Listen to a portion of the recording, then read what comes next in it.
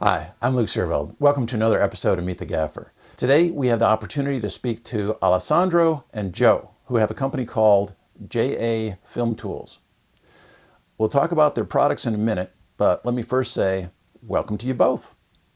Thanks Thank for you. having us. Thanks, Luke. Thank you so much. Could you tell me a little bit about yourselves and what brought you two together to create FilmTools? My name's Joe, by the way. I've spent my entire life building stuff. I started out actually in trade electric, moved on to woodworking of all things, construction, and I kind of found a niche in machining. So I work with a lot of different metals now in industry. I work for a company now that makes liquid filling machines, so I'm around this stuff all day long. It's funny. I initially started off focusing a lot, on chemistry and really things in the sciences, and it kind of led me to the way that light functions. Because studying light is almost like a science in and of itself. There are people that do that just purely for a profession. I was in high school in junior year, and I was paid to cover a play, and I was like, wow, I can do this for a living. Like, it was like a almost like a moment of clarity, if you will.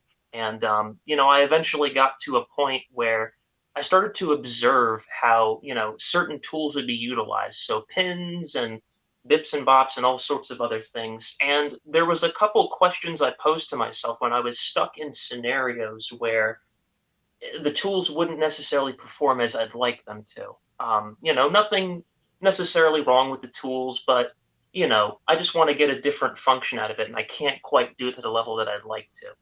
And that's kind of what led me to the point where I was. And fortunately enough, I was to have Joe around with his skills and his expertise in machining and tooling and really anything in industry, and it just made for a very good, two pieces of a puzzle coming together, if you will.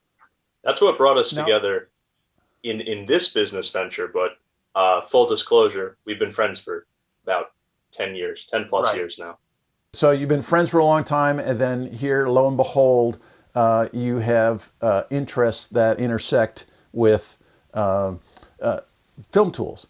And so maybe could you tell me a little bit about the first items that you're putting out there for the world? I initially brought the idea to Joe. It was something that I was really mulling over in my head for probably about 6 months at the time that I eventually brought it to Joe. So we really, sat down and made this happen probably at the beginning of this year, I would say, or at the last month of last year, so in December. One of the reasons that this came into my head was a consequence of, tools not really performing the way that I'd like them to on some of the productions I was on. In a lot of scenarios, I actually have a couple of them right here. So, these are just like third party pins. I'll get a little closer with the camera so you can see. And listen, they do a job. It's like anything else. For a certain job, they will perform and do that job, and that's great. But there was a couple of qualities of some of these pins that I didn't love very much. The short pin on this is probably less than a half inch in length. If I wanted to put this on a spring clamp, I'd be very hard pressed to do that.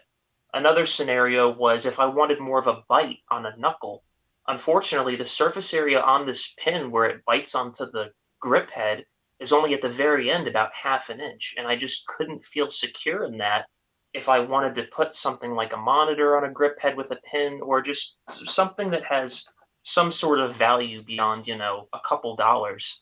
If nobody else really has a solution for it, well, why not make our own try with it, It's try funny. our own hand. I actually remember distinctly a conversation that we had December of last year or January of this year.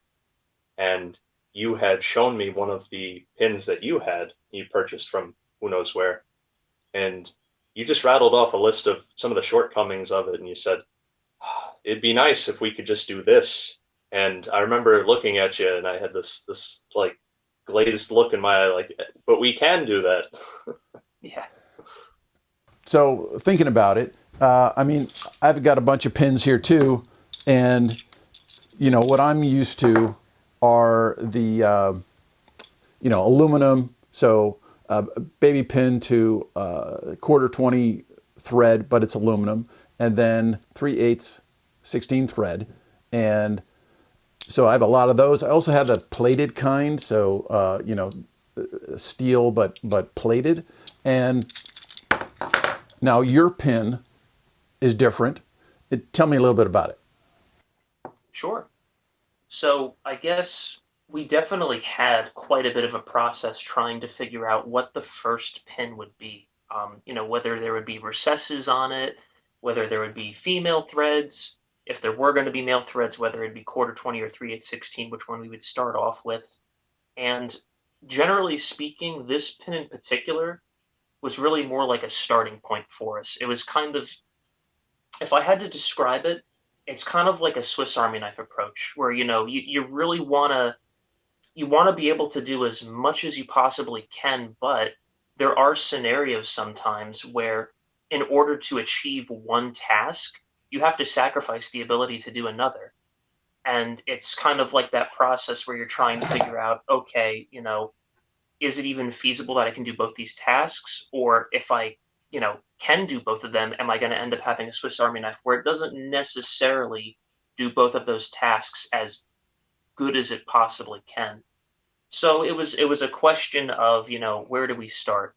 So I guess a good starting point would probably be on the length of the thread. One of the probably most distinctive differences, if I were to put these two against each other, is that compared to other pins, the thread is longer. It's 3/4 inch in length, if I remember correctly. Mm-hmm. And one of the reasons that we decided to do that was that we wanted to be able to have versatility with the pin so that you could use it both on a spring clamp, but then still put it on a camera. One of the concerns with that, though, is that you don't use the entirety of the pin with, the camera or something that just has a smaller female thread in it. So one of the solutions that we proposed to that was that depending on the length of your thread, you just use a single nut and then however many multiplications of washers that you'd like. Try to get close with that. And that was pretty much, our solution for that. One of the concerns was that you do severely reduce the strength of the pin, or I should say, you severely reduce the strength of the thread when you don't have it flush against the base of the pin. But at the same time, we're also using a stronger material that accounts for that. So, it's kind of like where one thing fails, we have the pickup for that so that you still get the versatility out of it. So that's probably just one instance of what we had to really figure out when we were making this. And the other quality of it is the fact that the pin is about 4 inches. So I actually took note from Steve Cardellini on this, particularly the video that you actually made, the interview with him. It was just very, very in-depth, very detailed, and just like you got answers to his thought process that you really wouldn't be able to find anywhere else. If you can, maybe it's buried somewhere on a forum. But I remember him mentioning that he started with the 4 inches just because it's a more manageable length. It fits a lot of scenarios in tighter spaces. It's a more practical length. If I remember correctly, I could be wrong on this, but I remember him mentioning that the 6-inch Cardellini was actually something he didn't want to make. It was actually due to popular demand because he said that if you were to have a weight all the way at the end of the 6 inches, you kind of enter like a point of diminishing return on the usable weight of the device. So we tried to take that into consideration with starting the pin at 4 inches and then kind of seeing where it goes from there. Interesting point. And Joe, we'll come back to you in a sec. But so what I did was pulled out, some Cardellinis and noticed that, these are, they've been around for a while. I've had these a long time, right. But it's a pretty short pin. And here you've got a longer pin, but a lot of it's thread. So depending on the thickness of the thing that you're clamping to, you're not going to have a whole lot. So, right. But the other part of that was the G-force clamps. They do have the 4-inch, and so they also have the indent, and then the whole thing is knurled to some extent, and then has the hole. And So I thought that was interesting in that, there's similar lengths, but on the Cardellini, some of it you're going to lose potentially given what the thing is around. This is maybe a little bigger jaw on the Cardellini, but with the G-force, yeah. Anyway, it all of a sudden Hmm. made me look at the tools that I'm always using, and so Yeah. even though here we are talking about a baby pin for Pete's sake, there's a lot that goes into it, and that kind of fascinates me. So that's why I wanted to talk to you guys, because the thought process, you think like, it's a baby pin. How hard is this? But the fact that it's this is metal, or this is metal too, but steel, and you're stainless steel, so that probably bumps up your price. But it also, now you've got some real capture. I was playing with the Lazy Susan rig, and I had these just aluminum to quarter 20 attached to that, and I definitely had some play on that. And if I'd had stainless, that would have been, it would have made me feel, I mean I'm attaching to aluminum, so that's it. You're only as strong as your weakest link. But Right. anyway, this would have given me a little more security, I guess. Yeah. So Joe, Sure. I'm sorry, Sure. I cut you off. But yeah, you were onto something. There was a lot of thought that actually went more into the material for the pin than actually went into the design of the pin, from a physical standpoint.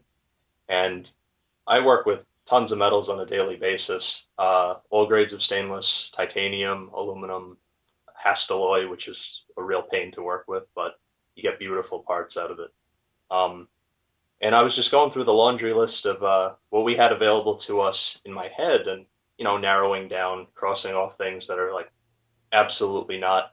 I didn't really want to do another aluminum pin because, um, to me personally, we could do so much better with stainless. It's a more responsive metal, and by that I mean, it's a lot less malleable than aluminum. And while you still have the corrosion resistance, if you have anybody who's ever used a tool in aluminum, they'll swear two things. One, it's never going to rust, and two, it's going to be scratched and pitted like nobody's business at the end of that tool's life. And I didn't want to make a tool like that because, you know, I work with stainless a lot, and I know that it's in it for the long haul. It really is, you know, something that you could make a quality tool out of, and that's what I wanted going in. But then there's a lot of grades of stainless, so what basically kept me involved in the process is, why would I pick 304L, which is the grade of stainless that we used in particular for this pin? Why would I pick that over something else? Why not go for 316, which is what most people consider the level at which now you have incredible corrosion resistance. And we basically got to the point where if you just take the cost per pound of 304L and 316, of course it'll be a little bit stronger, and of course it'll have a lot more corrosion resistance.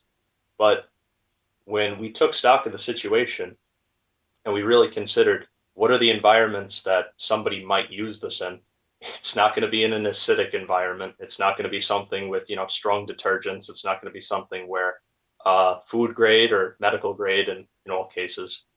And so that extra amount of money per pound didn't make it worthwhile. So even though 304L is in some ways an inferior grade of steel to 316, and that to 316, that's an important part. It's still a great grade on its own. It's the one that I thought was the most worthwhile. Got everything that we wanted with the least amount that we didn't. Sure. One of the things to consider too is that 304L does have a level of corrosion resistance to it that is sufficient to handle being in salt water, being on beaches and whatnot. So for a lot of practical scenarios where there is corrosion involved potentially, it meets the standard that we wanted it to Hmm. for more practical applications of corrosion. Yeah. No, that's cool. I mean, just hear the thought processes is fascinating because we just take all these things for granted. We're just using these tools, and something doesn't work. Well, grab for another one, and so it's Yeah, it's it's it's great that manufacturers like yourselves, are going into these steps, and then when you have someone who's actually doing it for a living, they can come back with feedback and all that kind of stuff. So I guess if I can just put you on the spot. So here sure. I've got this, and they've attached the thread with a cotter pin, and so here you're coming right out of the same stock, right? You're not adding your thread to the stock, so you're just Correct. yeah. And then so you could do the same thing with 3/8/16. Right. And Yes. then is there consideration to have a place to put a tool at the base of it, so you can really cinch it down, so this kind of thing for a wrench.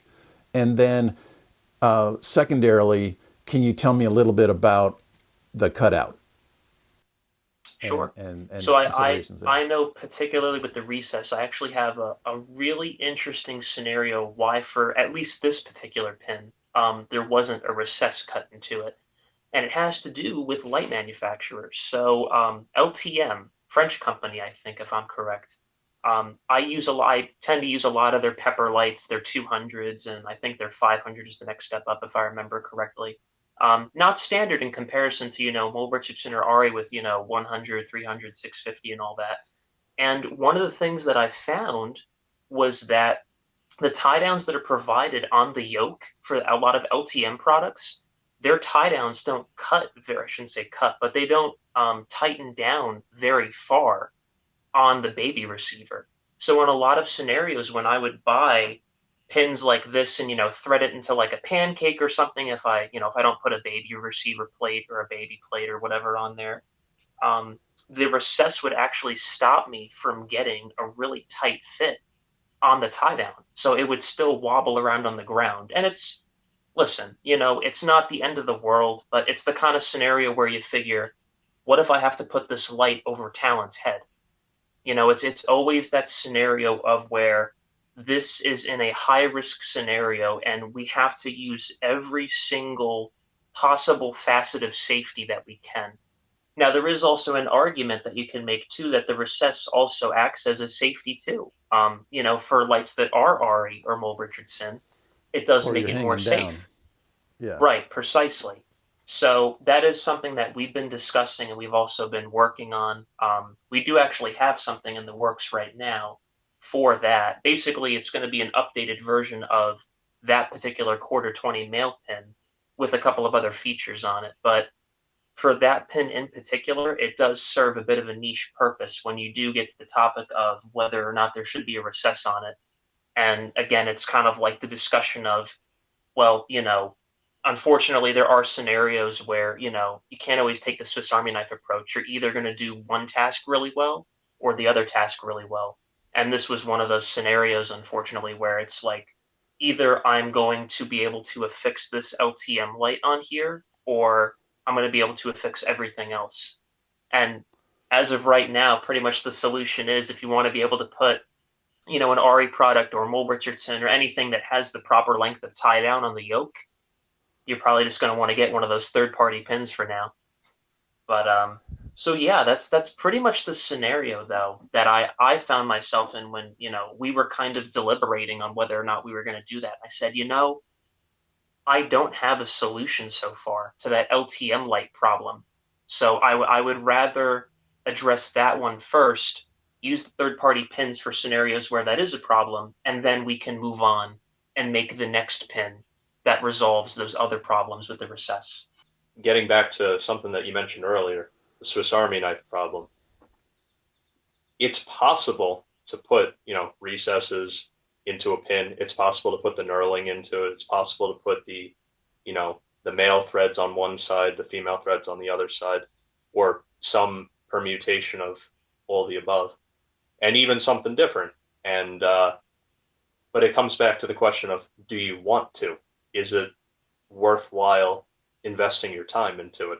And something that you just said, uh, there's always the right tool for the job. I mean, you could, put a screwdriver into a wrench and it could do both things, but would you want to? It's just as easy. You could just pick one of the tools up. Yeah, no, very good point. And I do notice that on these G-Force, they do have the thread on the end, and then you can put an adapter in there and make it quarter 20. But you start out with the widest hole, and then you can always adapt. And I do like that about this clamp. They've done some nice mods, to what's come before. So I was thinking, just in terms of like a clamp that can take either junior or baby as a receiver.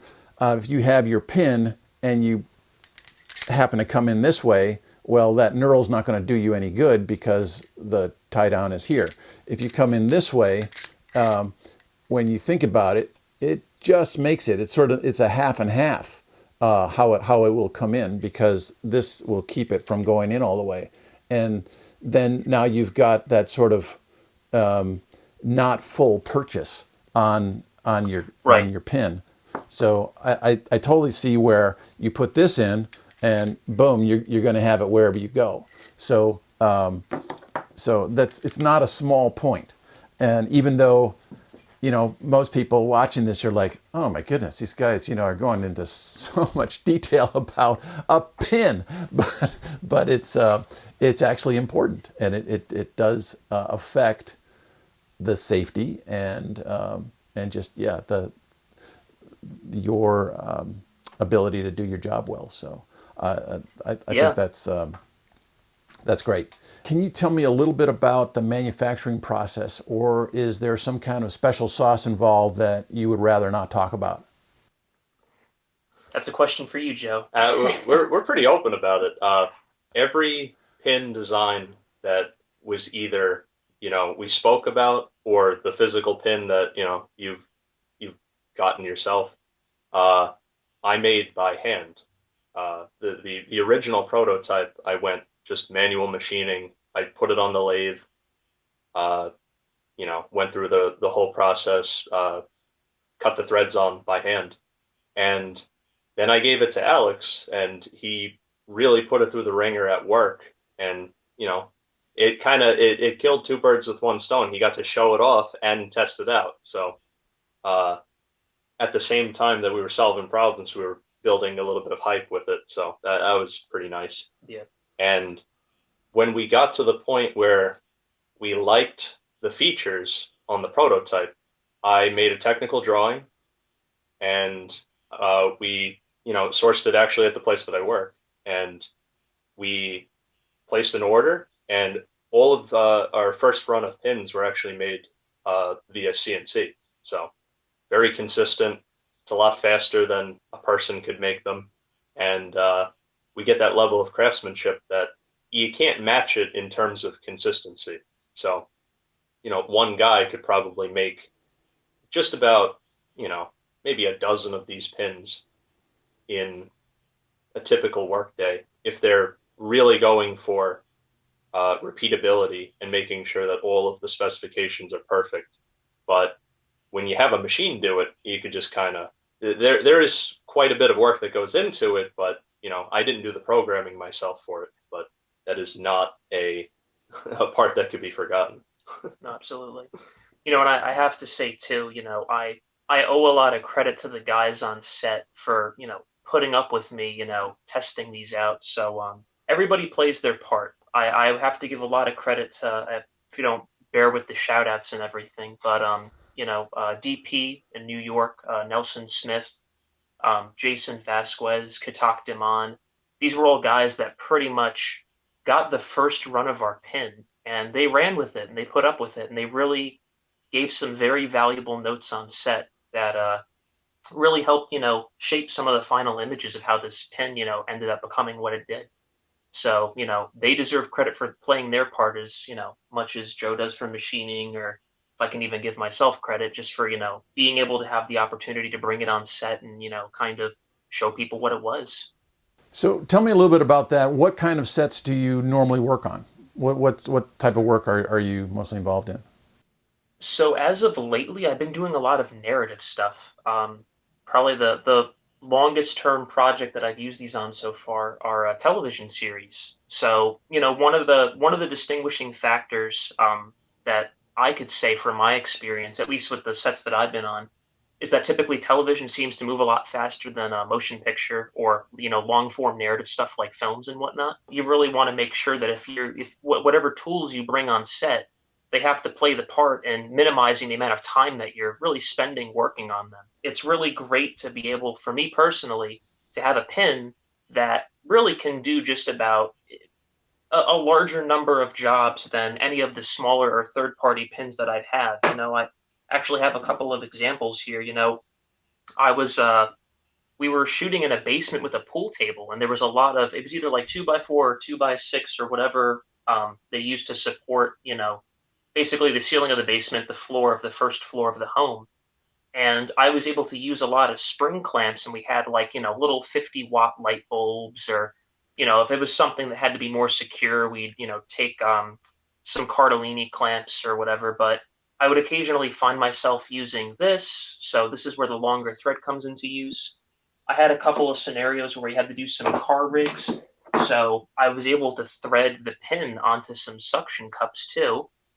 So again, different thread lengths. Basically, add however many washers you need to accommodate for the job, and that'll basically give you the thread length that you need, so you still get a nice tight fit on it. Another good example is, we had a tabletop shot using a small camera like a Pocket Cinema 6K, where it's not too much weight for the pin. So I just have my T5 here just as a small weight example of a camera, and it's on the pin. I don't have a monitor on me, but that's probably like the number one use that this pin got so far, was just going on monitors, just a really secure connection that can go on a grip head.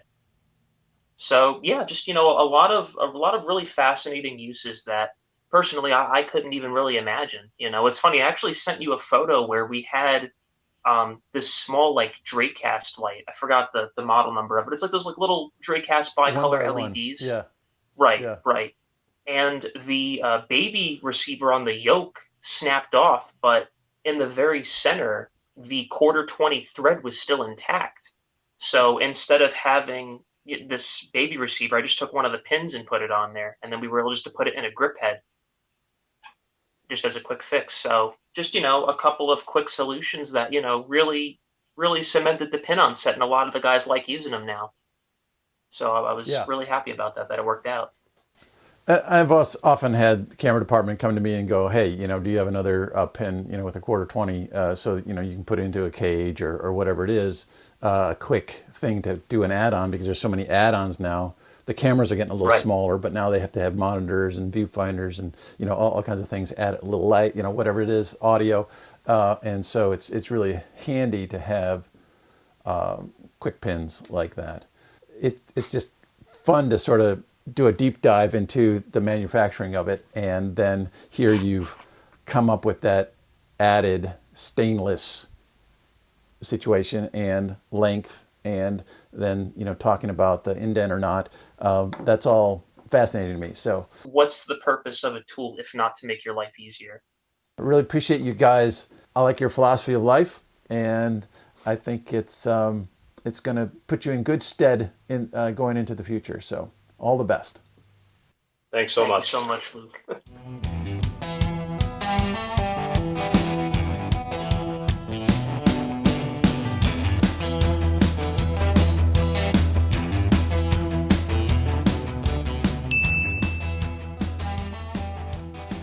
Why not a titanium pin?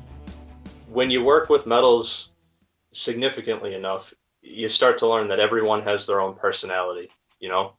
And titanium, you got a lot more tensile strength than steel. You have a lot more corrosion resistance, and it's about, half the weight. So you think, oh, it's like the ideal material for everything. turns out titanium is not as forgiving as a lot of people would think when it comes to threads. It's too soft. It's actually soft to a fault. And that's one of the reasons why I kind of shy away from threading anything with aluminum. Now, I'm not saying you can't do it. I'm not saying it's not good for, a temporary solution, but for the long-term lifespan of a tool, I wouldn't consider that a good material to use.